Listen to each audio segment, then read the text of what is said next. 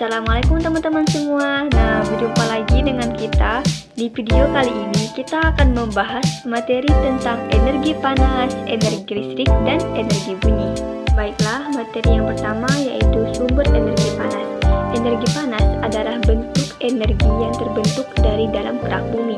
Energi panas ini juga dapat menghasilkan banyak manfaat bagi makhluk hidup. Contohnya, energi panas matahari dapat mengisi solar panel dan menjadi energi listrik. Nah, adapun sumber energi panas itu yang pertama dari matahari, api, panasnya bumi, listrik, dan gesekan antara dua buah benda. Yang selanjutnya yaitu konduksi. Konduksi adalah proses perpindahan kalor tanpa disertai perpindahan bagian-bagian zat tersebut. Nah, ada juga contoh dari konduksi itu. Yang pertama ada menyetrika baju. Yang kedua, piringnya akan menjadi panas jika diletakkan makanan yang panas. Yang ketiga, es batu yang meleleh di saat dipegang, dikarenakan suhu badannya hangat pindah ke es tersebut. Yang kedua yaitu konveksi. Konveksi adalah perpindahan kalor melalui zat penghantar yang disertai dengan perpindahan bagian-bagian zat itu. Nah, contoh dari konveksi ada dua. Yang pertama, gerakan naik turun air ketika di saat permukaan. Dan yang kedua yaitu gerakan balon udara. Nah, yang ketiga yaitu radiasi. Radiasi adalah perpindahan kalor tanpa memerlukan zat pelantara, biasanya disertai dengan cahaya. Nah, ada juga contoh dari radiasi ini. Yang pertama yaitu sinar matahari yang terik membuat suhu di bumi meningkat. Yang kedua, tubuh terasa panas saat didekatkan dengan api unggun. Nah, yang terakhir contohnya adalah pakaian mengering di saat dijemur di bawah sinar matahari. Selanjutnya yaitu energi bunyi.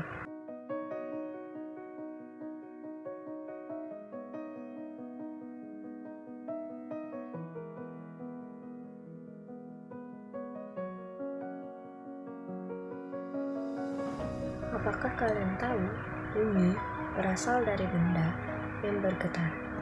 Setiap saat tentu kalian mendengar berbagai bunyi. Misalnya, orang berbicara, bunyi binatang, dan bunyi musik. Nah, setiap benda yang menghasilkan bunyi disebut dengan sumber bunyi. Namun, tidak semua bunyi dapat kita dengar, tergantung frekuensinya. Frekuensi merupakan banyaknya getaran dalam 1 detik. Nah, jadi tinggi atau rendahnya bunyi ditentukan oleh banyaknya frekuensi. Ditinjau dari frekuensinya, bunyi dibagi menjadi 3 jenis. Yang pertama, bunyi ultrasonik. Bunyi ultrasonik memiliki frekuensi kurang dari 20 Hz. Bunyi ini tidak dapat didengar oleh manusia, tetapi dapat didengar oleh hewan seperti ayam, cangkrik, angsa, kuda, anjing, dan lain-lain. Kemudian ada bunyi audiosonik. Bunyi ini memiliki frekuensi di antara 10 Hz sampai dengan 20.000 Hz. Bunyi ini dapat didengar oleh manusia, misalnya bunyi alat musik, suara kendaraan, dan suara teman kita. Dan yang terakhir adalah bunyi ultrasonik. Bunyi ultrasonik memiliki frekuensi lebih dari 20 Hz. Bunyi ini tidak dapat didengar oleh manusia, tetapi dapat didengar oleh beberapa jenis hewan seperti kelelawar, lumba-lumba, paus, dan lain-lain. Selanjutnya, kita bisa mendengar bunyi karena memiliki telinga. Namun, bagaimana bunyi tersebut bisa sampai ke telinga kita? Jadi, bunyi merambat dari sumber bunyi melalui perantara sehingga sampai ke telinga kita. Bunyi dapat merambat melalui benda padat, cair, dan gas.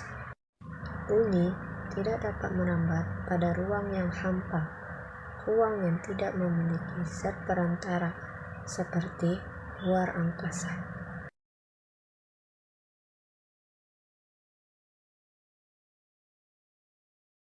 Baiklah, selanjutnya kita akan membahas mengenai energi listrik, sumber dari energi listrik, dan rangkaian energi listrik.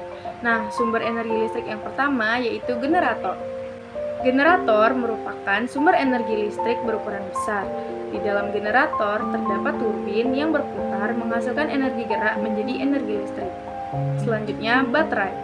Baterai disebut elemen kering, berisi zat kimia yang dapat berubah menjadi energi listrik. Jika bahan kimia habis, baterai tidak dapat digunakan kembali. Selanjutnya, aki dan dinamo. Aki disebut juga elemen sekunder. Saat digunakan, terjadi perubahan energi kimia menjadi energi listrik. Kemudian dinamo. Dinamo biasanya terdapat pada sepeda. Pada dinamo terjadi perubahan energi gerak menjadi energi listrik.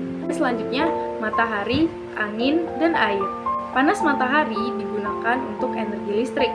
Prosesnya melalui panas matahari ditampung oleh panel surya, kemudian diubah menjadi listrik dan disalurkan melalui rumah-rumah.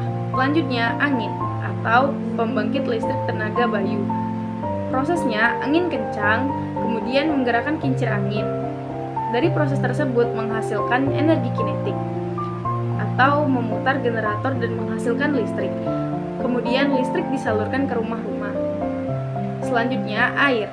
Proses pemanfaatan air digunakan melalui air yang deras, di mana dibuat bendungan misalnya. Kemudian memutarkan turbin yang dihubungkan oleh generator yang menimbulkan aliran listrik, kemudian disalurkan ke rumah-rumah. Kemudian selanjutnya kita akan membahas mengenai jenis rangkaian listrik. Nah, rangkaian listrik terbagi menjadi dua, yaitu yang pertama, rangkaian listrik terbuka, di mana terdapat dua baterai dan dua bola lampu. Namun, arus listrik tersebut terbuka, sehingga lampu yang ada tidak dapat menyala. Kemudian yang kedua, rangkaian listrik tertutup. Nah, pada rangkaian listrik tertutup, arus listrik tidak terbuka, sehingga lampu yang ada dapat tetap menyala. Selanjutnya, rangkaian listrik terbagi menjadi tiga, rangkaian seri, rangkaian paralel, dan rangkaian campuran. Nah, yang pertama, rangkaian seri, yaitu terdapat ciri-ciri disusun secara berderet, kabel tidak bercabang, arus listrik yang mengalir pada tiap komponen sama, hambatan lebih besar, mengurangi biaya pemakaian kabel, energi yang diserap komponen makin kecil. Jika lampu A tidak menyala, maka lampu B dan C tidak menyala. Nah, contoh dari rangkaian seri yaitu bola lampu, senter, dan bola-bola lampu yang terdapat di sekitar kita. Kemudian, rangkaian paralel. Rangkaian paralel memiliki ciri-ciri disusun secara bertingkat atau bersusun, arus yang mengalir berbeda-beda, hambatan kecil, dan kabel yang dibutuhkan lebih banyak. Nah, apabila lampu E tidak menyala, maka lampu D dan F tetap akan menyala. Nah, contoh dari rangkaian paralel yaitu lampu merah yang terdapat pada jalan raya. Yang terakhir, rangkaian campuran. Nah, pada rangkaian campuran memiliki ciri-ciri gabungan antara rangkaian seri dan paralel. Kemudian memiliki ciri yang sama dengan rangkaian seri dan paralel.